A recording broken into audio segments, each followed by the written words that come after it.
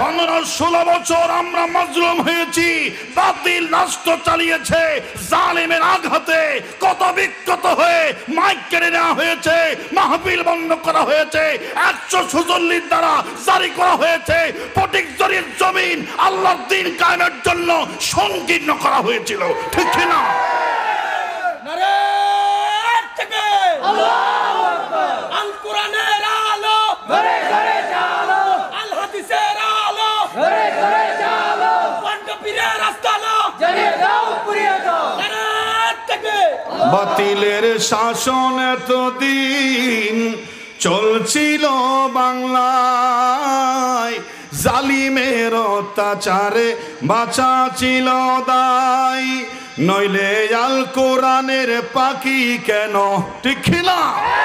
নইলে আল কোরআনের পাখি কেন শহীদ হয় জেলে, আল কোরআনের রাষ্ট্র সমাজ কায়েম না হলে, খোদার দেয়া জীবন বিধান কায়েম না হলে, ঠিক না ভাই?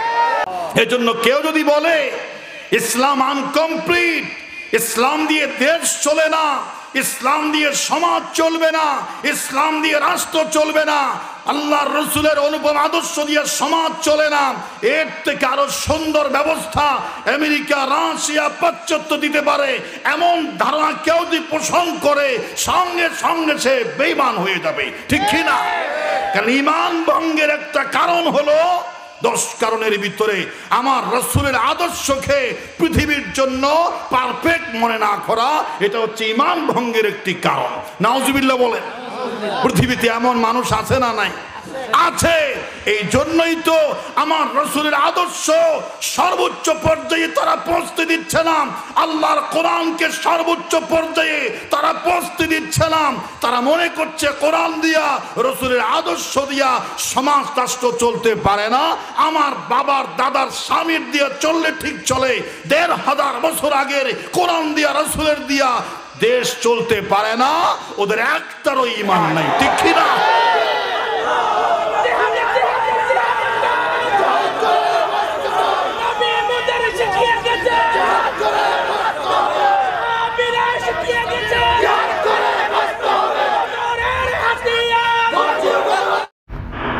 সত্য কথাকে আমরা মিন শুরুরি আনফুসিনা ওয়া মিন সাইয়্যাতি আ'মালিনা মান ইয়াহদিহিল্লাহু ফালা মুদিল্লা লাহু ওয়া মান ইউদ্লিলহু ফালা হাদিয়া লাহু ونشهد أن لا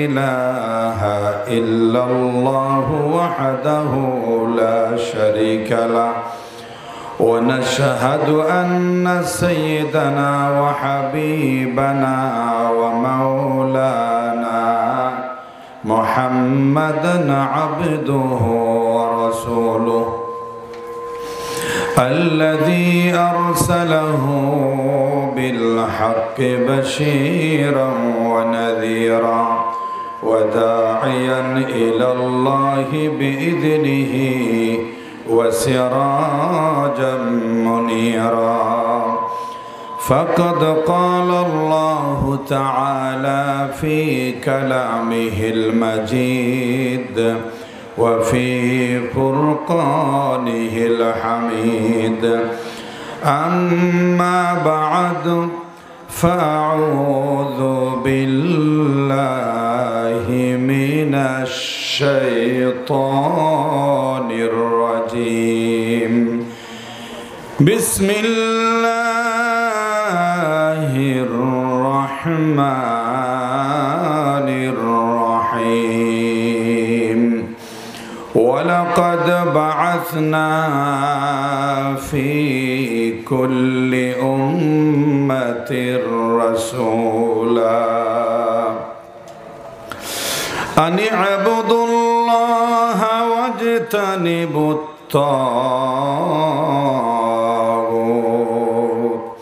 وقال تعالى في آية أخرى قل يا أيها الناس إني رسول الله إليكم جميعا.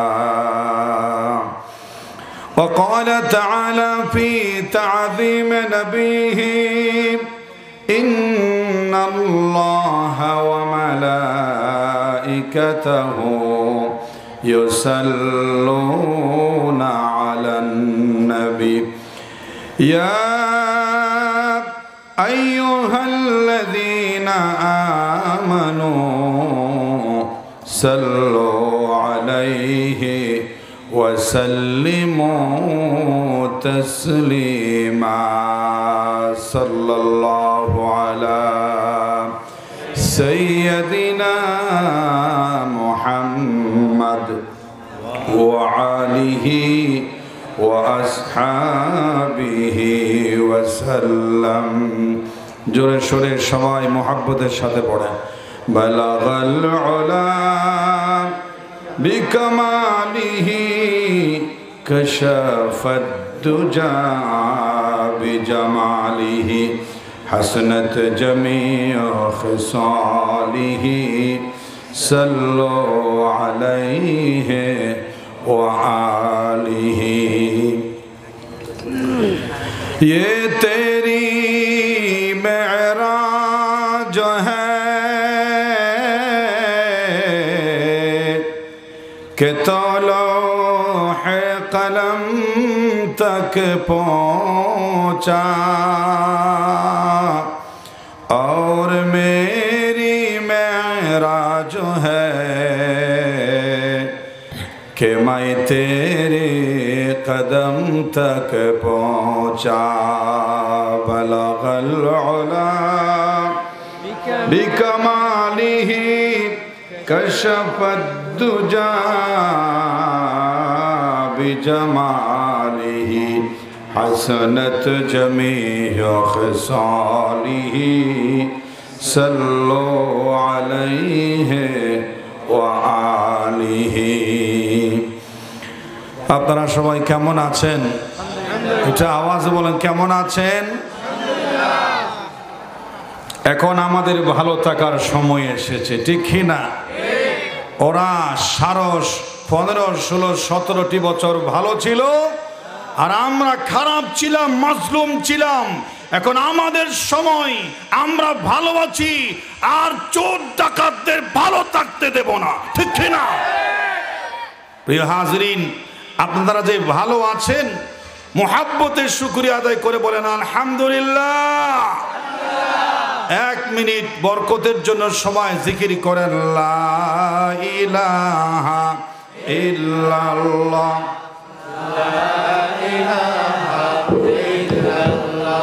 লা ইলাহা ইল্লাল্লাহ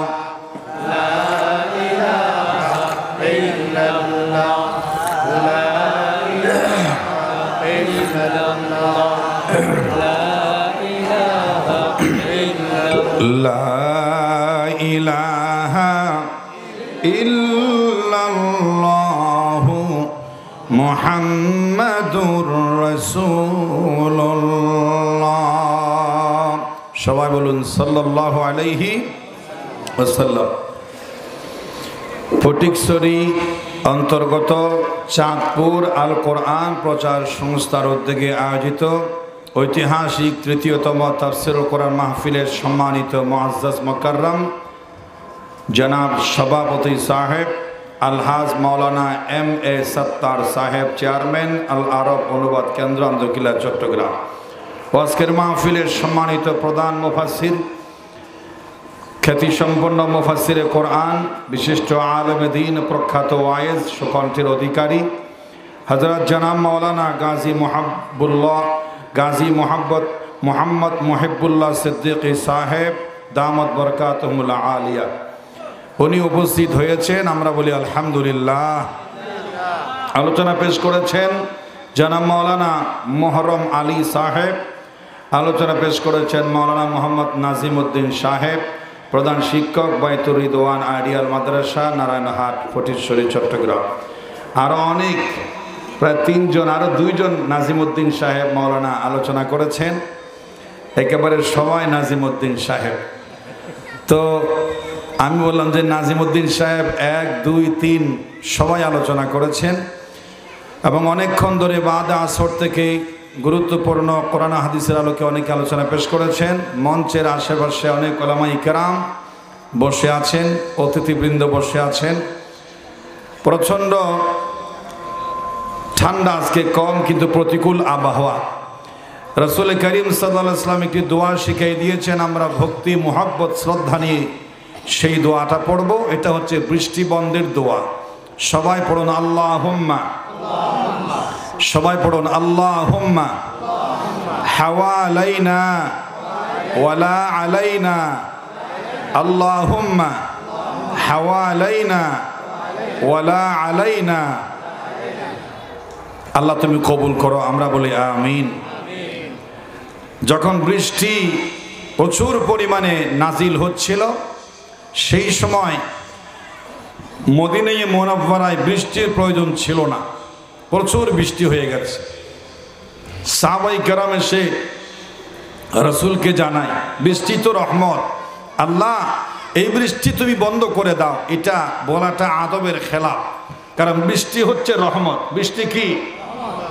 রহমত। এই জন্য রাসূল করিম সাল্লাল্লাহু আলাইহি ওয়াসাল্লাম খুব হিকমতের সাথে চমৎকার দোয়া করেছেন, আল্লাহুম্মা হাওয়ালাইনা ওয়ালা আলাইনা। আল্লাহ বৃষ্টি তো রহমত, এটা বন্ধের জন্য দোয়া তো করতে পারি না, তবে এই দোয়াটা করি, আল্লাহ এই রহমতটা তুমি অন্যদিকে দাও, ওই রহমতটা তুমি অন্যদিকে সাময়িক সময়ের জন্য অবতীর্ণ করো, এই জায়গায় তুমি আপাতত একটু রহমতটা অন্যদিকে ঘুরিয়ে দাও। জোরে বলেন সুবহানাল্লাহ। সাহাবী এসে মদিনায়ে মুনাওয়ারায় একেবারে শুকনো হয়ে গেছে, বৃষ্টির প্রয়োজন। রাসূলকে জানালেন যে হুজুর বৃষ্টির প্রয়োজন। খুতবারত অবস্থায় সাহাবী এসে বলছে, হুজুর বৃষ্টির প্রয়োজন, আপনি একটু দোয়া করেন যেন বৃষ্টি নাজিল করেন। আল্লাহ রাসূল দোয়া করলেন, হাত তুলতে দেরি আছে, মদিনায়ে মুনাওয়ারায় কিছু আরবে বৃষ্টির ফোঁটা নাজিল হতে আর দেরি নাই। সুবহানাল্লাহ। রাসূল বলেছেন, আল্লাহ বৃষ্টি দাও। আকাশের মালিক বৃষ্টি নাজিল শুরু করে দিলেন। জুমাবার বৃষ্টি পড়ে, শনিবার বৃষ্টি পড়ে, রবিবার, সোমবার, মঙ্গলবার, বুধবার, আবার জুমার দিন জুমার খুতবায় দয়াল নবীজি আবার দাঁড়িয়ে গেছেন, তখনও বৃষ্টি পড়ে। যদি বলেন সুবহানাল্লাহ। কারণ রাসূল তো বলেছেন বৃষ্টি দেন, আরশের মালিক বৃষ্টি দেওয়া শুরু করলেন। রাহমাতুল লিল আলামিন তো বৃষ্টি বন্ধ করার জন্য বলে নাই। সাহাবী মসজিদের মুসল্লি দাঁড়িয়ে বলছে, ওই ব্যক্তিটা, হুজুর গত সপ্তাহে জুমার সময় আপনাকে বৃষ্টির জন্য বলেছিলাম, এখন সারা গোটা সপ্তাহ বৃষ্টির কারণে মদিনা পানির তলায় তলিত হয়ে গেছে, এখন আপনার বৃষ্টি বন্ধের জন্য দোয়া করতে হবে। রাহমাতুল লিল আলামিন সাহাবায়ে কেরামকে সাথে নিয়ে হাত তুলতে দেরি আছে, আল্লাহ বৃষ্টি আর দরকার নাই। মুহূর্তের ভিতরে মেঘ চলে গেল, প্রচন্ড রৌদ্র চলে আসলো, জমিনে আর এক ফোঁটা বৃষ্টি পড়লো না। সুবহানাল্লাহ। এর নাম হচ্ছে নবীজি মুহাম্মদুর রাসূলুল্লাহ সাল্লাল্লাহু আলাইহি ওয়াসাল্লাম। এই মাহফিলে উপস্থিত হতে পেরে আপনারা খুশি না বেজার? বেশি না অল্প? বেশি। আজকের এই মাহফিলে এসে আমার বারবার মনে পড়ছে, এই তো সেদিন মাত্র 2 বছর আগে এই কোরআনের মাহফিল থেকে, আল্লাহর কোরআনের প্রচার সংস্থা থেকে কোরআনের কথা না বলে মাজলুম হয়ে ফিরে যেতে হয়েছিল, ঠিক না? সেদিন আল্লাহকে আমি সহ শেখ জামালউদ্দিন সাহেব হাত তুলে বলেছিলেন, আল্লাহ জমিন আমাদের জন্য অনুকূল করে দাও, এই মাঠকে তুমি কোরআনের জন্য কবুল করো। আল্লাহ কবুল করেছেন, এই মাহফিলে কোরআনের আলোচনা হচ্ছে, ঠিক না?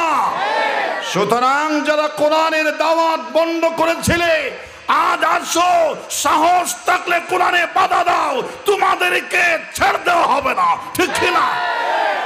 প্রিয় হাজিরিন, এসে আল্লাহর দরবারে শুকরিয়া আদায় করেন, পড়েন আলহামদুলিল্লাহ। লাখো কোটি দরুদ সালামের হাদিয়া পেশ করছি সরওয়ারে কায়নাত নূরে মুজাসসাম রহমতে দু আলম মুহাম্মদুর রাসূলুল্লাহ সাল্লাল্লাহু আলাইহি ওয়াসাল্লামের প্রতি। প্রিয় হাজরিন, আপনাদের সামনে কোরআনুল কারীমে দুটি আয়াতে কারিমা তেলাওয়াত করেছি। আজকের আলোচনার মোটামুটি বিষয় হবে এই পৃথিবীতে নবী এবং রসুল আসার উদ্দেশ্য কি, আল্লাহ নবী এবং রসুলকে দুনিয়ায় পাঠিয়েছিলেন কেন, এই কেন এর উত্তর আছে না নাই, কথা বলে আছে না নাই। নবী এবং রসুল অবতীর্ণ করার উদ্দেশ্য, প্রেক্ষাপট এবং তার যে কেন, কারণ কি, এই সম্পর্কে আজকে অল্প সময় কথা বলবো। সবাই বলুন ইনশাআল্লাহ। ওমা তাওফীকি ইল্লা বিল্লাহ আলাইহি তাওয়াক্কালতু ওয়া ইলাইহি উনীব। কুরআনুল কারীম আল্লাহ পাক বলেন, ওয়ালাকাদ বাআসনা ফি কুল্লি উম্মাতির রাসূলা আন ইবুদুল্লাহা ওয়াজতানিবুত তাগুত। কুরআনুল কারীমের মাধ্যমে আজকে নবী এবং রাসূল আসার 10টি কারণ বলা হবে, 10টি উদ্দেশ্য সম্পর্কে আলোচনা করা হবে। কেন নবী রাসূল এই দুনিয়ার মধ্যে এসেছিল? প্রথম কারণটা ছিল এই দুনিয়ার মধ্যে বাতিল থাকবে, তাগুত থাকবে, সেই তাগুতকে উৎখাত করে আল্লাহর এই জমিনে আল্লাহর দাসত্ব কায়েম করার জন্য। বলেন সুবহানাল্লাহ। আল্লাহ পাক বলেছেন, ওয়ালাকাদ বাআসনা ফি কুল্লি উম্মাতির রাসূলা। প্রত্যেকটি জাতির জন্য আল্লাহ পাক নির্দিষ্ট রসুল দুনিয়ার মধ্যে পাঠিয়েছেন। সকল নবী ছিলেন অঞ্চল ভিত্তিক নবী, আর আমার নবী হচ্ছেন গোটা দুনিয়ার জন্য, দুনিয়া আখিরাত কিয়ামত পর্যন্তের জন্য, সকল জায়গা সকল সময়ের জন্য বিশ্বের শ্রেষ্ঠ পয়গম্বর হিসাবে আমার আপনার নবীকে আল্লাহ পাঠিয়েছিলেন। সুবহানাল্লাহ বলেন। দুনিয়ার মধ্যে যত নবী এবং রাসূল এসেছিলেন সকলে বলেছিল আল্লাহ রাব্বুল আলামিন নূহ আলাইহিস সালামকে পাঠালেন। নূহ আলাইহিস সালামের সম্পর্কে আল্লাহ পাক বলেন, ওয়ালাকাদ আরসালনা নূহান ইলা কওমিহি فقال يا قوم اعبدوا الله من إله غيره। হযরত নূহ আলাইহিস সালামকে আল্লাহ পাঠালেন। তিনি বলেন, আমি নূহ আলাইহিস সালামকে পাঠিয়েছি তার সম্প্রদায়ের কাছে। তিনি এসে বলেছেন, فقال يا قوم اعبدوا الله, হে আমার সম্প্রদায়, হে আমার নির্দিষ্ট জাতি, তোমরা আল্লাহ ছাড়া কারো গোলামি করো না। আল্লাহ ছাড়া কোনো ইলাহ নাই, তোমরা সেই আল্লাহর দাসত্ব করো, গোলামি করো।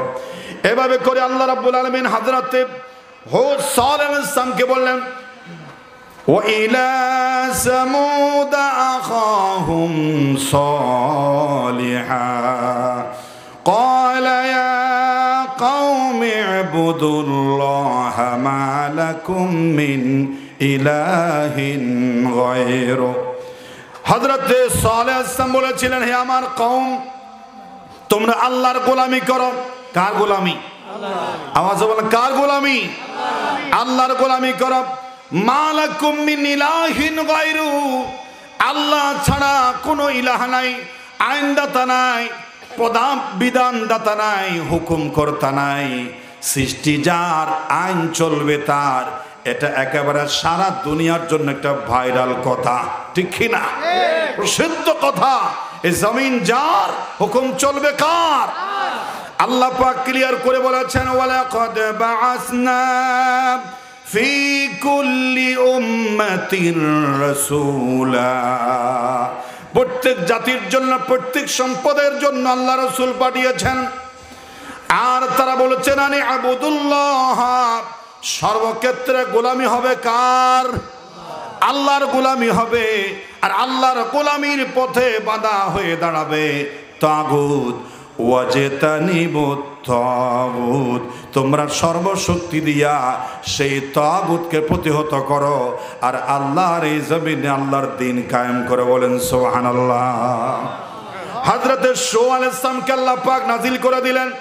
আল্লাহ পাক বলেন ওয়া ইলা মাদিয়ানা আখাহুম শুআইবা قال يا قوم اعبدوا الله ما لكم من إله غيره। হযরতে শোয়েব আলাইহিস সালাম বলে দিলেন ইয়া কওম ইবুদুল্লাহ, হে আমার জাতি, তোমরা আল্লাহর দাসত্ব করো, গোলামি করো, আল্লাহ ছাড়া কোনো ইলাহ নাই।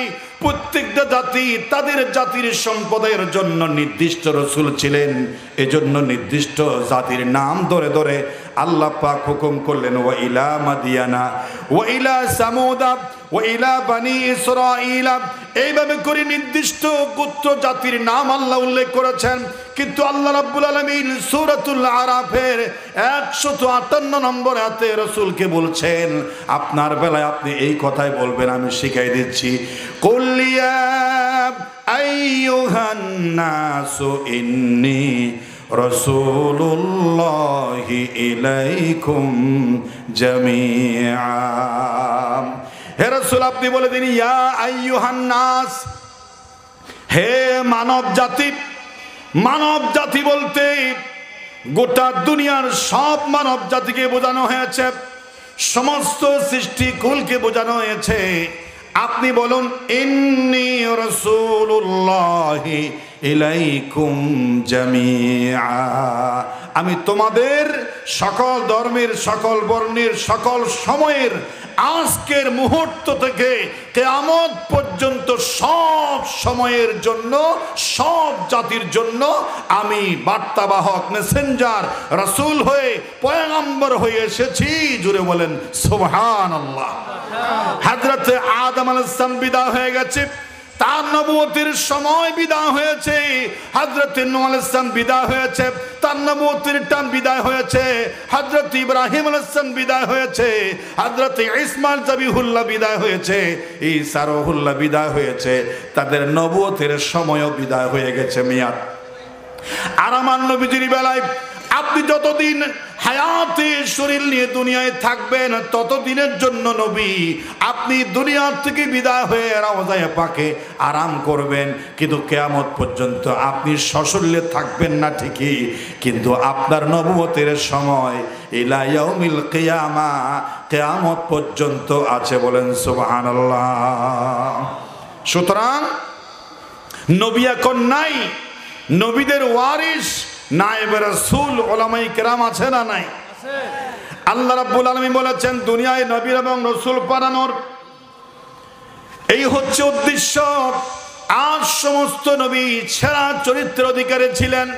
আর আমার নবীজির বেলায় আল্লাহ রাব্বুল আলামিন জানিয়ে দিলেন ওয়া ইন্নাকা লাআলা খুলুকিন আযীম, আপনি হচ্ছেন আজিম, মহান চরিত্রের অধিকারী। আল্লাহ নিজের বেলায় আজিম শব্দ ব্যবহার করেছেন। আল্লাহ পাক বলেছেন ফাসাব্বিহ বিসমি রাব্বিকাল আযীম, আপনার আজিম প্রতিপালকের তাসবিহ পাঠ করো। আল্লাহ নিজে আজিম, রাসূলের বেলায় আজিম শব্দ ব্যবহার করেছেন। আর কোরআনুল কারীমকে আল্লাহ পাক আজিম শব্দ ব্যবহার করেছেন। কোরআনের বেলায় আল্লাহ পাক বলেছেন ওয়ালাকাদ আতাইনাকা সাবআম মিনাল মাসানি ওয়াল কুরআনাল আযীম। আযীম হচ্ছে সবচেয়ে বড় ব্যাপক শব্দ। আল্লাহ রব হিসাবে আযীম, আর নবীজি রহমত হিসাবে আযীম, আর কোরআন হচ্ছে তামাম বিশ্বের সংবিধান, কনস্টিটিউশন হিসাবে, সব সমস্যার সমাধান হিসাবে কোরআন হচ্ছে আযীম, মহান কিতাব। আল্লাহু আকবার বলে। কোরআনুল আযীম, এই কোরআন যদি সব সমস্যার সমাধান দিতে না পারে তাহলে এটা আযীম কেমনে হবে? কোরআনুল কারীমে একবার আল্লাহ পাক বলেন আল ইয়াউমা আকমালতু লাকুম দীনাকুম ওয়া আতমামতু আলাইকুম নি'মাতি ورضيت لكم الإسلام دينا। আল্লাহ রাব্বুল আলামিন তাওরাতের ব্যাপারে এমন একটা কথা বলেন নাই, জাবুরের ব্যাপারে বলেন নাই, ইনজিলের ব্যাপারে বলেন নাই, পৃথিবীর কোন আসমানি কিতাবের বেলায় এমন একটা সুন্দর আয়াত নাই। ইহুদি নাসারা এই আয়াতটা দেখার পর বলছে, হযরত ওমর, এ মুসলমান জাতি সাহাবীরা শোনো, এমন একটা সেরা আয়াত যদি তাওরাতে থাকতো ওই দিনটাকে আমরা ঈদ হিসাবে পালন করতাম। এমন একটা আয়াত যদি ইনজিলে থাকতো, খ্রিস্টানরা বলছে আমরা এই দিনটাকে মহা আনন্দের দিন হিসাবে ব্যবহার করতাম। তোমরা এমন একটা আয়াত পেয়েছো, ওই আয়াতটা আমরা তাওরাতে পাই নাই, ইনজিলে পাই নাই। কি পেল না কি পেল, এই আয়াতের ভিতরে কি আছে তারা বুঝেছে। তাওরাতের ব্যাপারে আল্লাহ পাক বলেন নাই, আজ আমি তাওরাত কিতাব, হে মুসা কালিমুল্লাহ, তোমার জন্য দিনকে কমপ্লিট করে দিলাম। এই সুসংবাদ তাওরাতের ব্যাপারে। তাওরাতের মধ্যে হযরতে মুসা আলাইহিস সালামকে বলা হয় না, ইনজিলের ভিতরে হযরতে ঈসা আলাইহিস সালামের ব্যাপারে বলা হয় নাই, জাবুরের ভিতরে দাউদ আলাইহিস সালামকে বলা হয় নাই, পৃথিবীর কোনো আসমানি গ্রন্থ সহিফা বড় ছোট কোনো কিতাবে বলা হয় নাই। আজ আমি দিনকে কমপ্লিট করে দিলাম। শুধুমাত্র আমার নবী, শ্রেষ্ঠ নবীর কোরআনে বলা হয়েছে, আজ আমি দিনকে পরিপূর্ণ করে দিলাম। ওয়ারাদিতু লাকুমুল ইসলাম দীনা, এবং ইসলাম ধর্ম, ইসলাম জীবন ব্যবস্থাকে আমি আমার পছন্দ মনোনীত জীবন ব্যবস্থা হিসেবে গ্রহণ করলাম। সুবহানাল্লাহ। পরিপূর্ণতার সুসংবাদ পৃথিবীর কোন আসমানি গ্রন্থে নাই। এজন্য কোরআনের ব্যাপারে কোনো কিতাবের তুলনা নাই, আমার নবীজির সম্পর্কে ব্যাপারে কোনো তুলনা নাই। সবচেয়ে বড় কিতাব পেয়েছি, সবচেয়ে বড় নবী পেয়েছি, সবচেয়ে বড় দিন পেয়েছি, সবচেয়ে বড় জাতি পেয়েছি। বলেন সুবহানাল্লাহ। এজন্য কেউ যদি বলে ইসলাম আনকমপ্লিট, ইসলাম দিয়ে দেশ চলে না, ইসলাম দিয়ে সমাজ চলবে না, ইসলাম দিয়ে রাষ্ট্র চলবে না, আল্লাহর রাসূলের অনুপম আদর্শ দিয়ে সমাজ চলে না, এর থেকে আরো সুন্দর ব্যবস্থা আমেরিকা, রাশিয়া, পাশ্চাত্য দিতে পারে, এমন ধারণা কেউ যদি পোষণ করে, সঙ্গে সঙ্গে সে বেঈমান হয়ে যাবে। ঠিক কি না? কারণ ঈমান ভঙ্গের একটা কারণ হলো, 10 কারণের ভিতরে আমার রাসূলের আদর্শকে পৃথিবীর জন্য পারফেক্ট মনে না করা, এটা হচ্ছে ঈমান ভঙ্গের একটি কারণ। নাউজুবিল্লাহ বলেন। পৃথিবীতে এমন মানুষ আছে না নাই? আছে। এই জন্যই তো আমার রাসূলের আদর্শ সর্বোচ্চ পর্যায়ে তারা পৌঁছতে দিচ্ছে না, আল্লাহর কোরআনকে সর্বোচ্চ পর্যায়ে তারা পৌঁছতে দিচ্ছে না। তারা মনে করছে কোরআন দিয়া, রাসূলের আদর্শ দিয়া সমাজ রাষ্ট্র চলতে পারে না। আমার বাবার দাদার স্বামীর দিয়া চললে ঠিক চলে, 1500 বছর আগের কোরআন দিয়া, রাসূলের দিয়া দেশ চলতে পারে না। ওদের একটারও ঈমান নাই। ঠিক কি না? সুখ আমরা পাচ্ছি না। জন্য কবি সুন্দর করে বলেন, এই প্রায় জায়গায় গজলটা পড়ি, তোমরা সুখ পাবে না, দুঃখ যাবে না কোন কালে, আল কোরআনের রাষ্ট্র সমাজ কায়েম না হলে। ঠিক না? তোমরা সুখ পাবে না, দুঃখ যাবে না কোন কালে, আল কোরআনের রাষ্ট্র সমাজ কায়েম না হলে, খোদার দেয়া জীবন বিধান কায়েম না হলে। এই দুনিয়া যাহার হুকুমতে চলবে তাহার। এই দুনিয়া কাহার? বলেন কাহার? এই পৃথিবী যাহার হুকুমতে চলবে তাহার, এ কোরআন ছাড়া শান্তি দেবে সাধ্য আছে কাহার। বাতিলের শাসন এতদিন চলছিল বাংলায়, জালিমের অত্যাচারে বাঁচা ছিল দায়। ঠিক না? 15-16 বছর আমরা মাজলুম হয়েছি, বাতিল রাষ্ট্র চালিয়েছে, জালিমের আঘাতে কত বিক্ষত হয়ে মাইক কেড়ে নেওয়া হয়েছে, মাহফিল বন্ধ করা হয়েছে, 146 দ্বারা জারি করা হয়েছে, ফটিকছড়ির জমিন আল্লাহর দ্বীন কায়েমের জন্য সংকীর্ণ করা হয়েছিল। ঠিক না? নারে তাকবীর, আল্লাহু আকবার। আল কোরআনে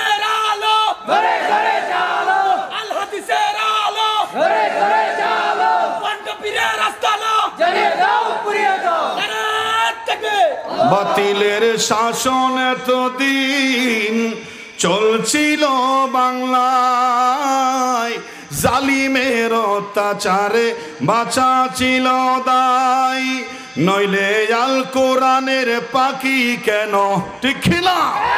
নইলে আল কোরআনের পাখি কেন শহীদ হয় জেলে, আল কোরআনের রাষ্ট্র সমাজ কায়েম না হলে, খোদার দেয়া জীবন বিধান কায়েম না হলে, ঠিক না ভাই? আল্লাহ পাক বলেছেন সমস্ত নবী এবং রাসূলকে আমি সুন্দর চরিত্র দিয়েছি, ওয়া ইন্নাকা লাআলা খুলুকিন আযীম। আল্লাহ রাব্বুল আলামিন হযরত মুসা আলাইহিস সালামকে দিয়েছেন চরিত্রটা তিন প্রকার, খুলুকে কারীম, খুলুকে হাসান, আর সর্বোচ্চ পর্যায়েরটা হলো খুলুকে আযীম। জোরে বলেন সুবহানাল্লাহ।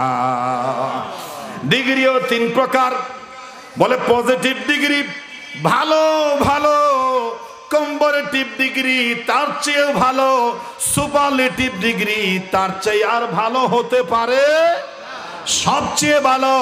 আরবিতে ওই ডিগ্রিকে তিন ভাগে ভাগ করা হয়েছে, একটা হলো ভালো, এটা হলো খুলুকে কারীম, খুলুকে কারীম, ভালো চরিত্র। এটা আল্লাহ রাব্বুল আলামিন হযরত মুসা আলাইহিস সালামকে দিয়েছিলেন। আরেকটা হচ্ছে খুলুকে হাসান, ঈসা আলাইহিস সালামকে আল্লাহ চরিত্র দিয়েছিলেন। আরেকটা হচ্ছে খুলুকে আযীম, এটা আল্লাহর নবী, শ্রেষ্ঠ নবী মুহাম্মদুর রাসূলুল্লাহ সাল্লাল্লাহু আলাইহি ওয়াসাল্লামকে দিয়েছিলেন। সুবহানাল্লাহ। খুলুকে কারীম কাকে বলে? খুলুকে কারীম হলো কেউ আপনাকে আঘাত করলো অন্যায়ভাবে, একটা তাপ্পড় দিল, আপনার একটা তাপ্পড় দিয়ে প্রতিশোধ গ্রহণ করা জায়েজ, এটাই আইন। কেউ আপনাকে একটা তাপ্পড় দিল, আপনিও প্রতিশোধ করে একটা তাপ্পড় দিলেন, এটা হলো খুলুকে কারীম। এটা হলো কি? প্রতিশোধ নেবে।